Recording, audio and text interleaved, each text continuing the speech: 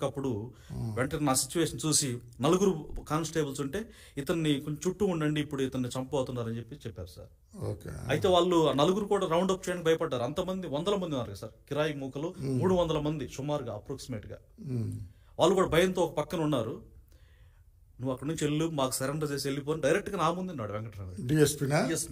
డిఎస్పీని వెళ్ళిపోమన్నారు. అవును, నా జాబ్ పోద్దని మీరు అట్లా అనొద్దని చెప్పి ఆయన రిక్వెస్ట్ చేసుకుంటున్నాడు. డిఎస్పీ వాళ్ళని రిక్వెస్ట్ చేస్తున్నాడు. నేను వెంకటరామరెడ్డి. ఆయన భయపడ్డా? డిఎస్పీ గారు కూడా భయపడ్డాడు సార్. మరి అంత భయం ఆయనకి ఏం అధికారం ఉందో, అసలు ఆయన ఏంటో ఒక రకంగా కిమ్మును కూడా మంచి అనిపిస్తారేమో అనిపిస్తుంది సార్ నాకు ఆ సిచ్యువేషన్ చూసిన తర్వాత. వీళ్ళ అన్నదమ్ములు చూస్తే. అవును సార్, వీళ్ళ అన్నదమ్ముల కంటే కిమ్మే బెటర్ అంటావా? బెటర్ అని నా ఒపీనియన్ సార్. అసలు అయినా ఏం శత్రుత్వం ఉంది సార్, ఏం చేసామని, మమ్మల్ని ఎందుకు ఇట్లా చేస్తున్నారు అనేది ఇప్పటికి అందుబట్టిన ప్రశ్న.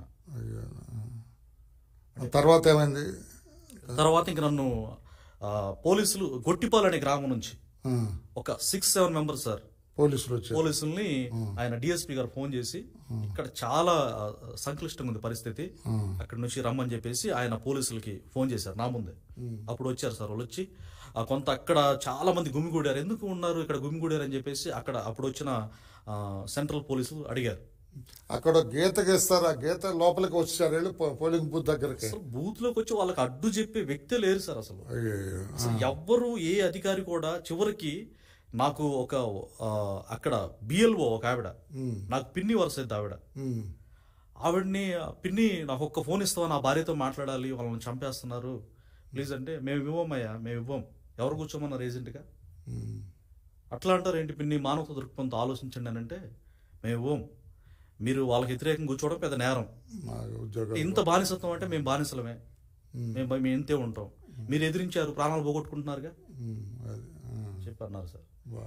ఇంకా అంటే నాకు ఆత్మగౌరవం ముందు, అంటే ఆత్మగౌరవం చంపుకొని బ్రతికి కంటే చచ్చిపోవడం మేలు అనేది చిన్నప్పుడు అనిపించింది. అవును సార్, అంత దారుణంగా చంపేంత కక్ష ఏం నేను చేశానని చెప్పేసి వాళ్ళు కూర్చోవడం తప్ప, నువ్వు చేసిన తప్పే ఏం తప్పలేదు సార్. అది కూడా ఏకపక్షంగా రిగ్గింగ్ జరుపుకునేటువంటి ఆ సిచ్యువేషన్ చూడలేక, ఈ అరాచక పాలన ఇంతకాలం భరించలేక, ఒక మంచి పరిపాలన రావాలి, మాచర్ల బాగుండాలి, ఇప్పటిలాగా బాబు గారి రూలింగ్ లో ఎంత అద్భుతంగా ఉంది సార్. అది నాకంతగా ఆయన అంటే ఇష్టం బాగా. లా అండ్ ఆర్డర్ బాగుంటది, ఆయన రాజ్యాంగ వ్యవస్థను ఎంత గౌరవిస్తారు, ఇవన్నీ చూసి ఆయన వస్తే మళ్ళా చక్కగా అందరూ బాగుంటారు అనేది నేను కోరుకున్నాను. అందులో భాగంగానే కోరుకున్నాను తప్పితే వ్యక్తిగతంగా వాళ్ళ మీద నాకు ఏం కక్ష ఉంటుంది సార్. వాళ్ళు 1000 కోట్లకు అధిపతి కావచ్చు, నేను ఒక కామన్ మ్యాన్ని, అది ఒక దళితుణ్ణి. తర్వాత ఏమైంది? తర్వాత ఏం జరిగిందంటే సార్, ఇక డిఎస్పీ గారు అక్కడ సిచ్యువేషన్ ఇతను ఇమ్మీడియట్ గా ఎలిమినేట్ చేస్తారని చెప్పేసి, ఇక ఆయన వెహికల్లో ఫాస్ట్ గా ఆ పోలీసులను అట్లాగే పెట్టుకుని, ఆ వెంకటరామిరెడ్డి ఎంత థ్రెటన్ గా ఫైట్ చేస్తున్నప్పుడు కూడా అక్కడే ఉన్నాడు వెంకటరామిరెడ్డి, అక్కడే ఉండి అప్పుడే మీద బాగా దృష్టి పెట్టాడు వెంకటరామ, మీద బాగా దృష్టి పెట్టాడు సార్. వాళ్ళ అన్నయ్య కూడా వచ్చాడు అప్పుడే, ఎమ్మెల్యే కూడా వచ్చాడు, అన్న పిన్నెల రామకృష్ణారెడ్డి వచ్చాడు. ఆయన వచ్చి కూడా అగ్రెసివ్ గా 100 మంది జనాలు ఉన్నారు, 10 స్కార్పియోలు ఉన్నాయి. వచ్చిన తర్వాత ఇంకా లాభం లేదు, ఇంక ఇతన్ని ఇమ్మీడియట్ గా ముక్కలు నరికేస్తారని చెప్పేసి ఆయన వెహికల్ లో నన్ను డిఎస్పీ వెహికల్ నేను ఎక్కించుకున్నాను సార్. ఆ డ్రైవర్ కి చెప్పేసి ఇమ్మీడియట్ గా ఫాస్ట్ గా పోనీయమని చెప్పాడు సార్. ఎక్కడ తీసుకెళ్లారు? అక్కడ నుంచి వెల్దుర్తి పోలీస్ స్టేషన్ కి అతి వేగంగా తీసుకెళ్ళినప్పుడు నన్ను స్కార్పియో రక్షించడం కోసం. అవును సార్, కేవలం నాకు ఒక సంఘటన కళ్ళ కట్టినట్టుగా బోండవమ్మ గారు, బుద్ధ వెంకన్న గారు ఎలా డిఎస్పీ గారి వెహికల్లో, ఈయనేం ట్రైనీ డిఎస్పీ, ఆయన రెగ్యులర్ అట్లా సేవ్ చేశారు సార్. ఆ డిఎస్పీ గారు కూడా మధ్యలో, ఏమండి నేను బూత్ దగ్గరికి వెళ్ళిపోవాలి, మిమ్మల్ని ఇక్కడ వదిలేస్తాను, మీరు వెళ్తారు ఎక్కడి నుంచి అంటే, అదేదో అక్కడనే చంపేస్తే పోయేది కదా సార్, మమ్మల్ని ఇక్కడ తీసుకొచ్చి వాళ్ళ చేతికి అప్పగిస్తారని ఆయన్ని 2 చేతులు జోడించి వేడుకున్నాను. తర్వాత ఇక అప్పుడు పోలీస్ స్టేషన్ దగ్గరికి తీసుకెళ్ళాడు, సరే పోనీ అని చెప్పేసి పోలీస్ స్టేషన్ దగ్గర తీసుకొచ్చి, అక్కడ ఒక కానిస్టేబుల్ ఉంటే ఎస్ఐ గారు లేడు అప్పుడు, వీళ్ళకి రిటర్న్ ఉంది, కొంచెం పోలీసులని మీరు అండగా ఉండండి అని చెప్పేసి వాళ్ళకి చెప్పి ఆయన బూత్ దగ్గరికి వెళ్ళిపోయాడు. ఆయన ఆ వెహికల్ లోనే నా స్టేట్మెంట్ కూడా తీసుకున్నాడు సార్, వీడియో, ఇదిగో మిమ్మల్ని ఇట్లా సేవ్ చేశాను కదా అని చెప్పేసి ఆయన నా స్టేట్మెంట్ తీసుకున్నారు డిఎస్పీ. ఇంకా అట్లా జరిగింది సార్. తర్వాత ఇప్పుడు నా భార్య బిడ్డల పరిస్థితి ఏంటి అనేది అక్కడ ప్రశ్నార్థం అయిపోయింది. ఇక అప్పుడు నేను డిఎస్పీ గారికి ఫోన్ చేశాను, జేసీ గారికి ఫోన్ చేశాను. ఆ తర్వాత నన్ను ఎవరైతే సేవ్ చేశారో ఆయన మళ్ళీ వెళ్ళిపోయాడు కదా సార్, ఆయనకు ఫోన్ చేశాను, ట్రైన్ డిఎస్పీ గారికి. నా భార్య బిడ్డలు ఇరుక్కుపోయారు సార్, నన్ను సేవ్ చేశారు, నా భార్య బిడ్డలు కూడా మీ ప్రొటెక్షన్తో స్టేషన్ దగ్గర తీసుకురాని నేను వేడుకుంటే, ఇక అప్పుడు ఆయన చేస్తామండి చూస్తామండి అని చెప్పేసి వెళ్ళలేదు, అసలు ఏం లేదు. నాన్న మీరు పోలీసులతో ఫోన్ చేశారు నాకు. నేను బయటకు వచ్చాక డిఎస్పీ గారిని బయటికి తెచ్చాక అక్కడ నుంచి నేను ఫోన్ రిసీవ్ చేసుకోవడం జరిగింది సార్.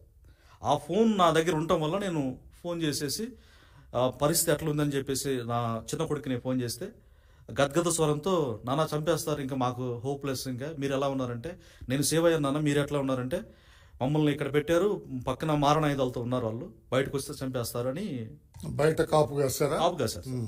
అయితే నా భార్య బోర్ని ఏడ్చి ఎందుకండి ఇలా జరిగిందని చెప్పేసి ఇక చెప్పనలవిగానే బాధతో ఏడ్చింది. ధైర్యంగా ఉండాలని చెప్పేసి పోలీసులు చెప్పినా వినలేదు సార్. చివరిగా ఇంకా వాళ్ళు పోలీసులు చేతులు ఎత్తేసారని చెప్పి వాళ్ళు కూడా చెప్పారు, పోలీసులు మనకు హెల్ప్ చేయరు, ఎవ్వరు చేయరు, ఇక దేవుడు దయ ఉంటే బ్రతుకుతాం లేకుంటే లేదనుకొని అక్కడ చుట్టుపక్కల చూసేసి కొంత టైం వెయిట్ చేశాక అక్కడ ఎవరు లేకపోతే ఎస్కేప్ అయ్యి వచ్చేసేయండి అని చెప్పాను సార్. అక్కడ కాసేపు ఉన్న తర్వాత మళ్ళీ బూత్ దగ్గరికి వెళ్ళారు ఏదో అరాచకం చేయడానికి ఇక్కడ నుంచి ఉన్నవాళ్ళు. ఆ టైంలో వేరే రూట్లో అరచేతిలో ప్రాణాలు పెట్టుకొని ముగ్గురు బైక్ మీద వెళ్ళిపోయారు, ఎస్కేప్ అయ్యి ప్రాణాలు ఎక్కడో కాపాడుకున్నారు సార్. ఎక్కడో దాక్కున్నారు వెళ్ళి. ఇంకా నువ్వేం చేసావు? నేను ఇంకా ట్రై చేసా, తర్వాత ఫోన్ చేసిన తర్వాత సేఫ్ అని చెప్పి నాకు వాళ్ళు సేఫ్ అని వచ్చింది. ఇక అప్పుడు నేను ఎక్కడికి వెళ్ళావు? ఇక ప్రాణ భయంతో నన్ను వెంటాడుతున్నారు కదా సార్, బ్రతకాలి చంపేస్తారని భయం పట్టుకుని ఇంకా నేను కూడా తలదాచుకోవడానికి అటు మిర్యాలగూడ అటు హైదరాబాదు తిరుగుతూ నా ప్రాణాలు కాపాడుకుని ఈ చుట్టూ తిరిగారు. అవును సార్. అయితే తర్వాత నేను బ్రహ్మారెడ్డి గారి ఇంటికి వెళ్ళాను సార్. నేను పోలీస్ స్టేషన్ నుంచి నన్ను 300 మంది కార్యకర్తలు మా పార్టీ అభిమాని అని చెప్పేసి ఈ తెలుగుదేశం కుటుంబం నన్ను హక్కుని చేర్చుకుని తీసుకెళ్లి జోలకంటి బ్రహ్మానందరెడ్డి గారి దగ్గరికి వెళ్ళిపోయాను నేను. ఆయన వెళ్ళినప్పుడు చాలా చలించిపోయారు, బాధపడ్డారు. ఈ భయానికి వాతావరణం మొత్తం కూడా ఆయన వివరించి చెప్పాను ఇప్పుడు మీకు చెప్పినట్టుగానే. చెప్పిన తర్వాత ఆయన చలించిపోయి మీ భార్య బిడ్డలు ఇంతగా లైఫ్ రిస్క్ చేశావు, నీకు ఎప్పటికీ నేను అండగా ఉంటానని చెప్పేసి ఆయన చాలా ఒక సొంత అన్నలాగా రెస్పాండ్ అయ్యారు సార్. వాళ్ళ ఇంట్లోనే నేను ఆ రోజు ఉండటం జరిగింది. ఉండి సొంత వాళ్ళ కుటుంబ సభ్యులను ఎలా చూస్తారు. గుంటూరులో వెల్దుర్తి సార్, వెల్దుర్తిలో ఆ రోజు ఉన్నాను. తర్వాత అక్కడ కూడా థ్రెటన్ ఉందని చెప్పేసి అంతేందుకు సార్ మా నియోజకవర్గ ఇన్ఛార్జ్ జోలకంటి బ్రహ్మానందరెడ్డి గారి మీద కూడా అటాక్ జరిగింది. కళ్ళల్లో కారం కొట్టారు, ఆయన కూడా వెహికల్ పగలు కొట్టారు. ఆయన ఆ పరిస్థితుల్లో కూడా ఏమాత్రం భయం లేకుండా మమ్మల్ని కాపాడే దాంట్లో ఆయన ప్రాణాల కంటే కూడా మా ప్రాణాలకి హై ప్రయారిటీ ఇచ్చి నా కార్యకర్తలు ఖచ్చితంగా విముక్తి కలుగుతుంది, ఈ దుర్మార్గ పాలన పోతుందని మాకు ధైర్యం చెప్పి మమ్మల్ని సేవ్ చేశారు ఆయన. మరి ఇన్ని రోజులతో ఎక్కడికున్నావు, ఇక్కడికి ఎట్లా వచ్చావు చెప్పు. రైట్, ఈ విషయం మొత్తం మీడియాలో వచ్చింది సార్. ఏబిఎన్ ఆంధ్రజ్యోతి వారికి ఈ సందర్భంగా నేను హృదయపూర్వకంగా ధన్యవాదాలు తెలియజేసుకుంటున్నాను సార్. ఎందుకంటే అక్కడ నాకు ఫోన్లో